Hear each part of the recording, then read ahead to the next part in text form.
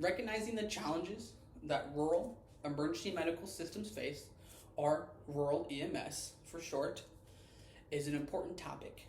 Many people face these challenges that live in these communities every single day. Imagine a scenario where you're driving, visiting a family in those out of the way, rural, tiny towns and communities, and you get in an accident. Recognizing the logistics behind who's responding, even what day it is, may affect the outcome of a trauma or a medical related incident.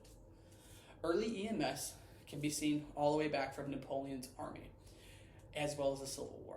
Horse-drawn carriages were used to transport patients from the battlefield to medical facilities or to first-line care. In 1966, the National Academy of Science Research Council published research about the inadequacies that was plaguing the United States in their pre-hospital care. Research was then used by the government to draft the National Highway Traffic Safety Act.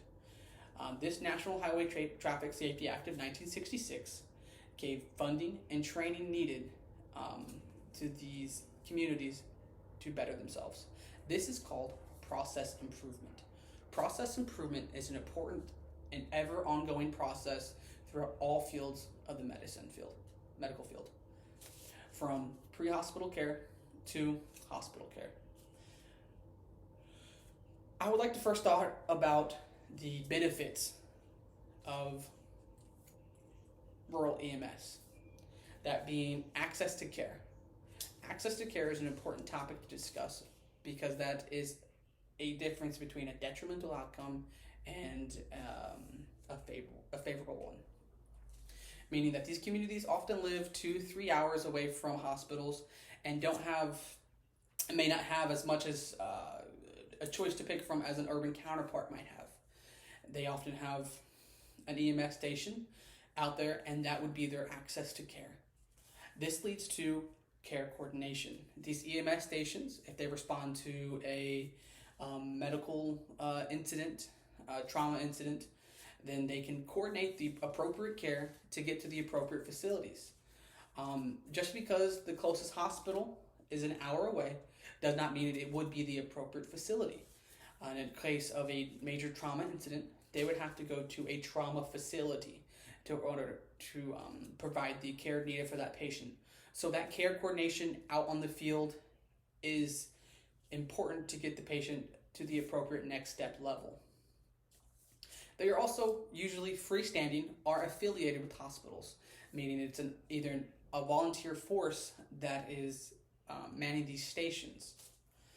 Part of being a volunteer force comes with the cons, meaning that an all-volunteer force is pulling from a smaller workforce. In an urban counterpart, they will often have a larger workforce to pull from, but the volunteer force is pulling from that local community. And these people often have other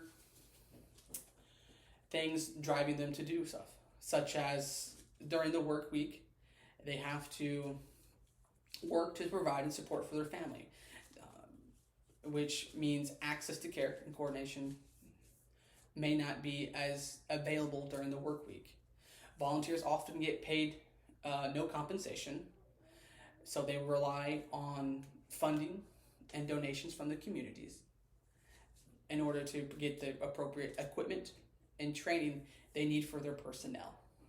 But this no compensation may lead for personnel and providers who want to pursue EMS as a career rather than just doing it as their volunteer work, move to areas where they get paid for compensation. This means that their smaller workforce that they're already pulling from these volunteer communities is getting even smaller. Part of this also is increased response times. These volunteers working during the week unfortunately means that they're not at station or near the station in order to be appropriately available. They will often have to drive from their homes or from their place of business in order to get the equipment, the ambulance, fire truck, what they need in order to respond to any emergencies available. Unlike the urban counterparts, where they have designated personnel always at station ready to hop into a fire truck, hop into an ambulance at the first ring of the tone. These people are often driving from different areas, which leads to that increased response time, which can be detrimental to a patient from a trauma all the way to an overdose or anything. Like I said earlier, process improvement is an ever ongoing process. It is being used and research is being funded every day to see how better they can improve these communities. Instances like Narcan stations are being developed into rural communities to where if somebody's having an overdose, they can respond to these stations and get the appropriate care they would need.